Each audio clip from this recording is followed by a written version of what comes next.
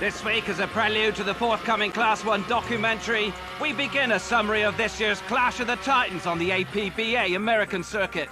And a surprise newcomer. Grand Blue on Ice 45-foot skater is a pretty innovative boat. We've made some changes to the cockpit this year to, we think, help with the aerodynamics and increase the safety of the boat. We have Mercruiser drives that are modified by Traction Products. We have the best power in the business with Sterling Power. And we think we have a package that is probably more competitive than anything that's out on the field this year. Together with last year's UIM World Champion John Tomlinson on throttles, Barber set out to defeat the likes of Carl Myers, Bobby Moore, Billy Moff and Joey Imprezia, and the king of them all, Matt Alcone. It would always be a season of some quality.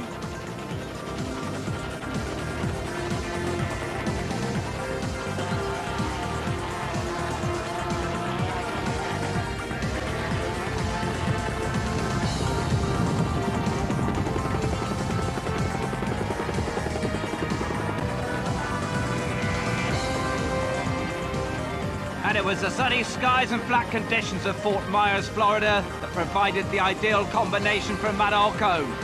In Heat 1, he was averaging 126 miles per hour as he took a clear lead ahead of Barber and Fountain. Barber, however, was raising an eyebrow or two. On more than one occasion, his economy of line almost made up for his lack of top-end speed. But it was Alcone's shudderingly high top end of 150 miles an hour plus that would ultimately keep the rest in his wake.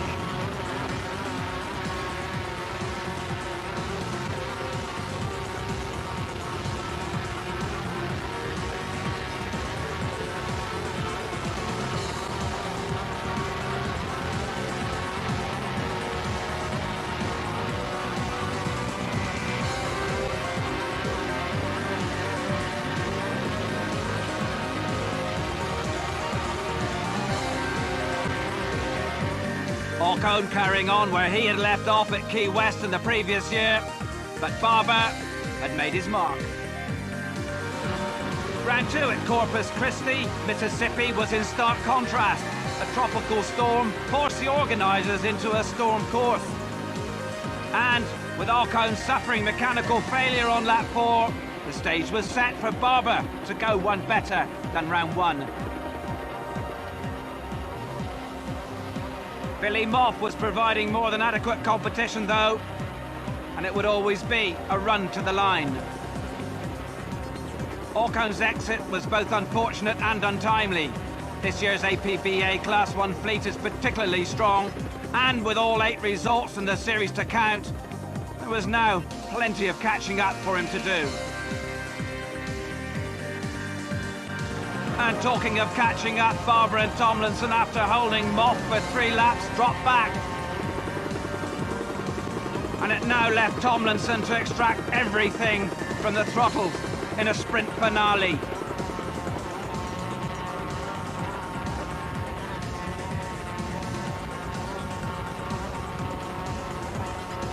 But they made it with less than half a mile to go. They took the lead and the first win of the year.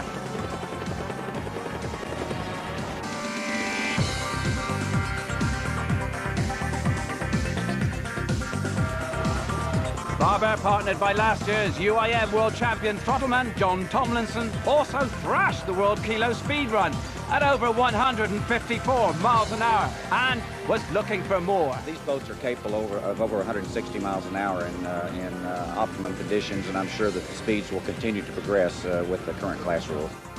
We've broken through the barrier where these big cats can now have blowovers. and that's a serious thing. We hadn't faced that in previous years.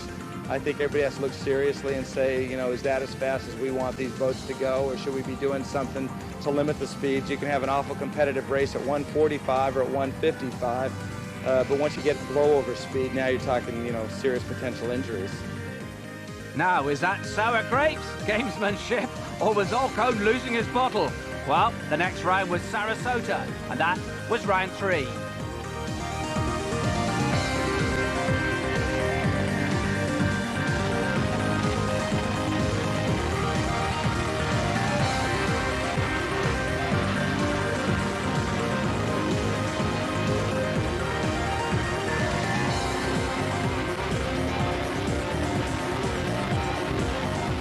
It was all gamesmanship, averaging over 126 miles an hour. Alcone proved his bottle is still as full as everyone else's, and he recorded his second win of the Tour, with Barber languishing in second.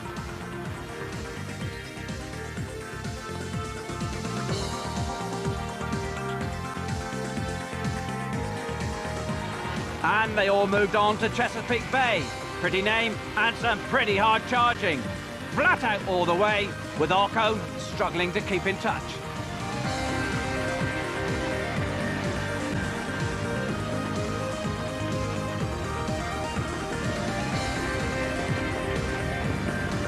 Carl Myers was the high flyer this time, until, from out of nowhere, Alcone produced something quite extraordinary.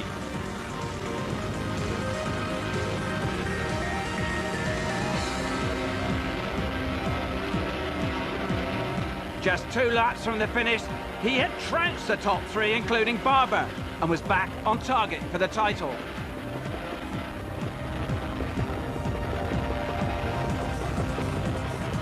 Barber was back on his perch, championship lead evaporating in a midsummer heat wave. It was really tough. We were battling as hard as we could on Carl's back corner for 2.5 laps, and finally we saw a real sliver of an opening on a turn, and we went for it, and then after that we got some clear water and we never looked back. But it was really tough. We had to run really fast. The glitz and the glam of West Palm Beach, Florida was the next stopover, with Barber now defending a miserly lead of just 3 points.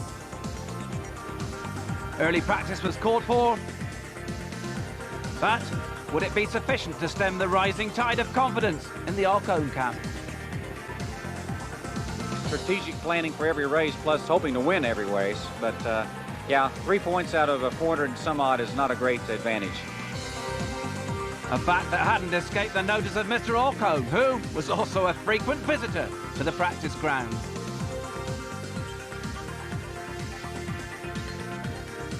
And in his own self-assured way, was putting the position firmly into perspective. Yeah, well, you know, there's 2 ways you could look at the season. One way you could say it's close on points, and, you know, for the excitement of the season, that's one way. But, you know, the way that we look at it is we've won 3 times. Every time our boat's, you know, around at the end, we win. So we just want to keep our boat running, and then we have the confidence that we can get across the finish line before anybody else. A 4th victory would put him back in front.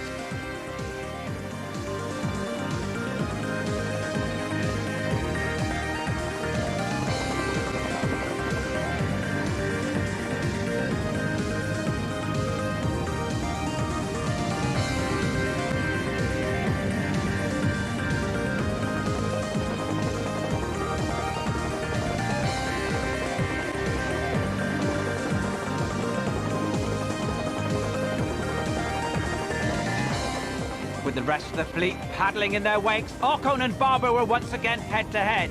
But this time it was different. Pretty well all of the season's hype and backchat were due to be sorted out. And at over 160 miles an hour, this was as good a place as any to decide who was a worthy championship leader.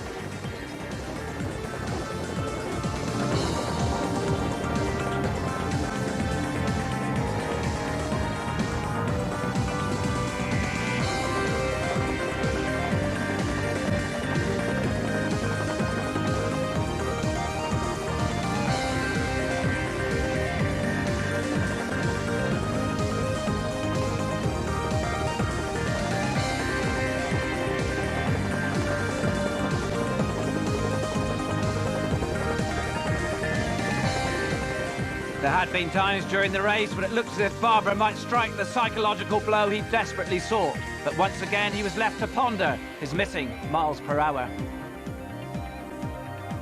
And Alcone, once again, he was on the brink, man, with his ship. Well, I'm sure that nobody's going to, give up, and nobody's going to give us the title today. So they're going to push real hard, and that's great. And it's going to be real competitive from here on out. I don't think the story's over yet. But the facts were a 30-point deficit going into round 3 had been converted into an 8-point advantage going into round 6. The Hurricane Classic at St. Petersburg, and one of the last opportunities for Barber to turn his roaring 140s on the Kilo runs into a more usable asset in race conditions. A daunting prospect, with Alcone in such daunting form. For the first time in the series, the pressure was on the Texan.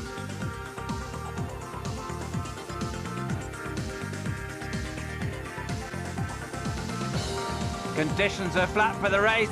It's a straightforward rectangular course. 115 miles is the asking distance, and it's off the start. Alcone on the inside, Barber centre, and Moff near side.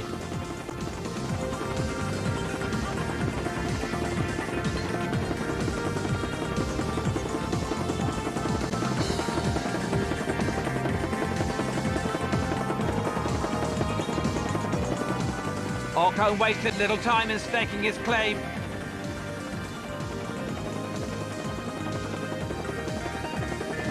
After 20 miles, the race had settled into a goodly scrap per second.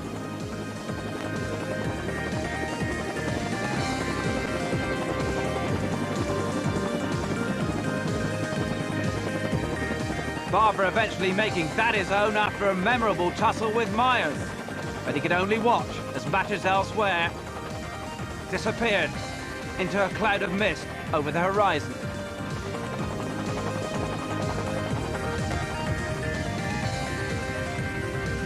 It was victory number 5 for the Los Angeles Tycoon at 122.14 miles an hour. Drambuie was back on ice. The smiles were all one way. Lake Ontario, round 7 of the APBA Class 1 Powerboat Tour. And it was crunch time in the Drambuie camp. Another Alcone win would make life extremely difficult for their man. But the facts were, Alcone was in pole position in the championship, pole position in the race, and he had lots of ideas about it staying that way.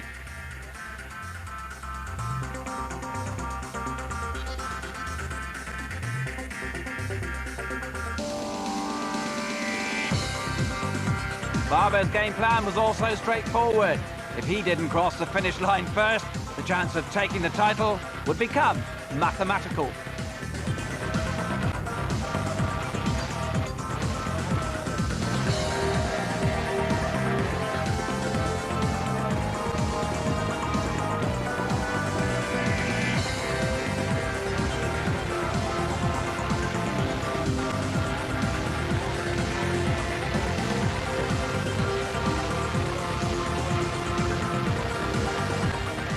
He did his best, but with Alcone showboating it 200 metres ahead, the title was slipping away.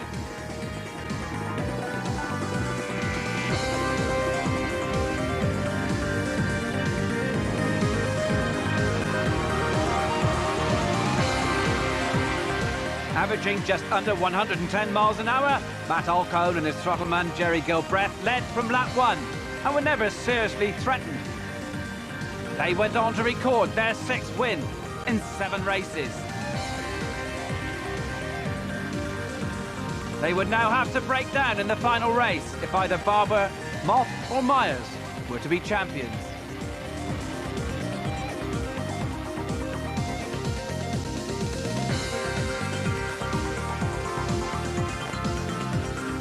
But the mathematics aren't required. At the coup de grace, South Padre, while Alcone had called all the late season shots, it was George with the final say.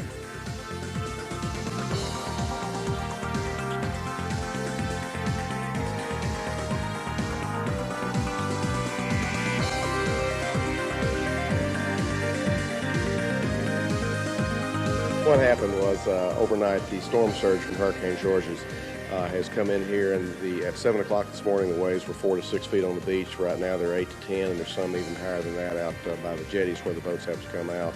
And it would be very unsafe to try to bring the race boats as well as the rest of the patrol fleet out. So it's in the interest of safety that we must cancel the race. So in the end, as he predicted, Ocone had beaten off the new challenge to his American supremacy. And Forrest, without actually coming alight, had smouldered sufficiently to serve notice. It's been a long year, and what I feel best about is that after this year, I think that my throttle-man Jerry can start getting the credit that he deserves. I think this has been a great showcase year for him. He's done a great job. It's been an interesting year. I think it's certainly we're trying to come together with a new team, working with John Thompson and the crew at TNT. I think that came together pretty well. A brand new boat that was just barely in the water when we raced it the first time. Felt pretty good. Continued to try and develop the boat each race and keep up with our competition. It's been, I think both boats, our boat and the other boats in the open class have developed as the year has gone on. I think we've done real well. The boat has run strong, we've raced well, and had a lot of fun doing it. We're going to continue to develop this boat. We have a few things we're going to try, and unsure exactly what, quite honestly, but we have some more things we want to try as far as the drivetrain, improving the efficiency of it. Continuing to develop the motor program, and we want to turn it into a winning race boat and a national championship race boat. From here on out, I think what we want to do is go in and put in a good, consistent performance in the World Championships and see, what we can do in Biloxi, and hopefully we can make the boat run that well. And then at the end of the World Championships, look and see what these guys are going to try to do to catch us next year. Cloud 9 then for Ocone, but would he rise above the clouds to also capture the World Championship? It was absolutely amazing, and it's coming here exclusively on the Fast Tracks soon.